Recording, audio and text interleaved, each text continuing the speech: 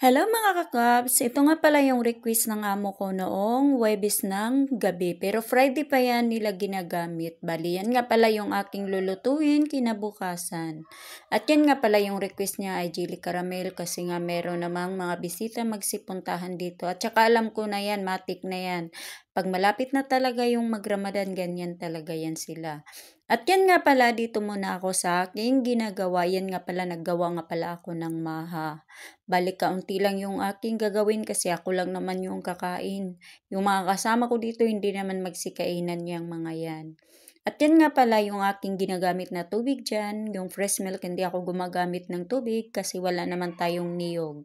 At yan nga pala, ilalagyan ko lang siya ng cornstarch. Bali mga isang taka lang yan or tatlo or dalawa yung aking nilagay kasi hindi naman yan as in karamihan. At yan nga pala, nagbawas lang ako ng konting sugar dyan. At yan nga pala ay sinimulan ko na pagluluto at para naman ay akin na yan maitabi at mailagay ko na sa ref kasi nga magsimula na rin ako magluto ng aking caramel at saka yung chili. At yan na nga pala ay natatapos na yung aking pagluluto at sinasaling ko na dyan sa lagayan. At pagkatapos naman lalagyan ko lang siya ng toppings na ay yung powder na gatas. Yun lang yung aking pan-toppings. Wala nang iba, basta lang yun. Maisnan lang yung ating mga hinahanap na mga panlasa-lasa sa ating mga pagkain. At yan nga pala yung aking hinahain. Ayan, ay paplat ko lang siya. Kahit papano naman ay maganda naman siya tingnan.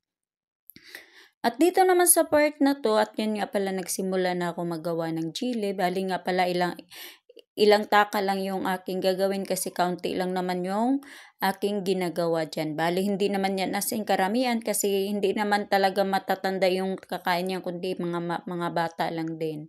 At habang nga pala ako ay nagpapakulo sa aking ginagawang chili, yun nga pala yung sauce na aking gagawin yung crema caramel at yan nga pala ay aking muna sinasalin sa lagayan para naman diretso-diretso na yung pagluluto. At yan nga pala, syempre halo-haluin lang natin yan hanggang sa kukulo.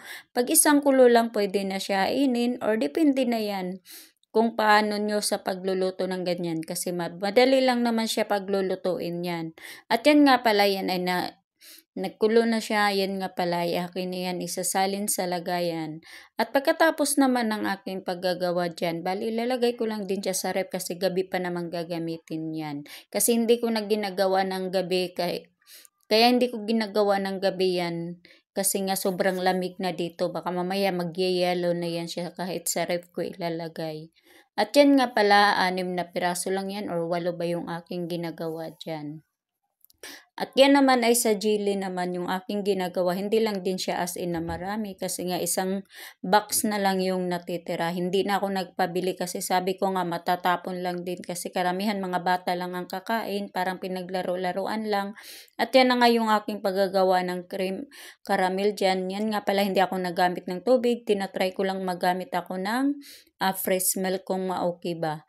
Ayan na nga yung aking pagluluto. Natapos na rin. Siyempre sinasaling ko na sa lagayan. At yan nga pala ay ilalagay ko lang siya sa ref hanggang sa mag-ano na siya. Kasi nga gabi pa naman yan gagamitin, masyadong maaga pa yan ginagawa ko. Para naman kahit paano hindi tayo